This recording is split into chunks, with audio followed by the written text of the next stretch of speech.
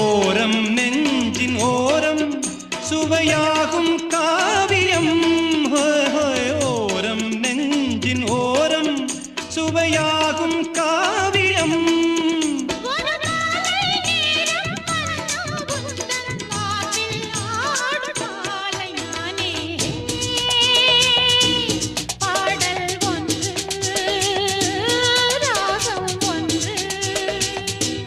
சேரும் போது அந்த கீதம் அதை மீண்டும் மீண்டும் கேட்க தோன்றும்.